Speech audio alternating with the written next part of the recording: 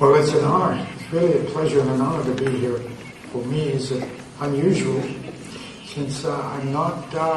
I've not traveled around for the Actors Studio, and the Actors Studio has been the most important thing to me in my young career and as I continue in life. Recently, I just completed a play and working on the movie of that play, Salome, by Oscar Wilde, which originated at the Actors Studio, this style of doing it. And a couple of the movies you'll be seeing at this festival, actually all the movies I make originated at the Actors Studio. They were developed there and then went on to become movies I made. And it was an example of some of what transpires there and how it can go on.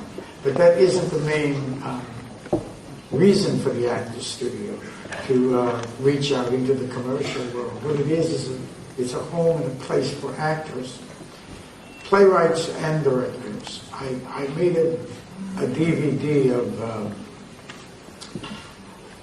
called Babylonia, in which I am at the Actors Studio babbling away. Che verrà visto poi, Babylonia verrà visto durante la retrospettiva. And I talk, and I talk about the studio and what it means to so many actors in the world. And what people confuse sometimes is the fact that the television show, which has become very popular and very helpful to the Actors Studio, inside the Actors Studio, right? The host James Lipton is there, but it doesn't really explain the studio, and it's at the end of the show now they're putting on a logo where people who see the program can also audition for the Actors Studio. The Actors Studio is free. I mean, this is a remarkable thing. Not many people know that. It always has been free.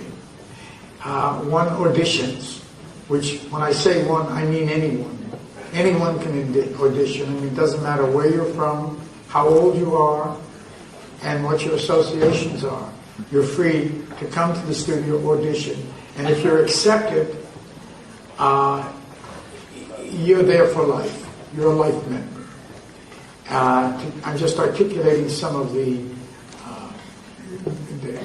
requisites and some of the advantages of being in the studio, because it's had various heydays, so to speak, times when it was more flourishing than others, but that's the way these things are. They go through stages. But in my stage, in the 60s, when I was a very young actor,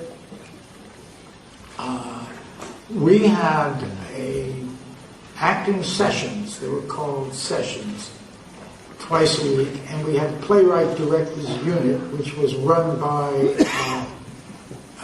Harold Clerman for playwrights and Elia Kazan for directors.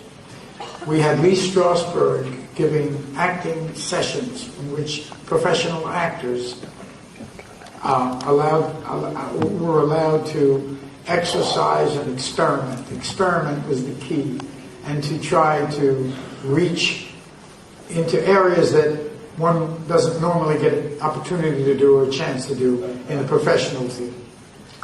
And it was also an opportunity for directors to interact with actors, filming, readings, exercises, getting to know people that you wouldn't normally know, people seeing your work, opportunities for both social life and for professional life.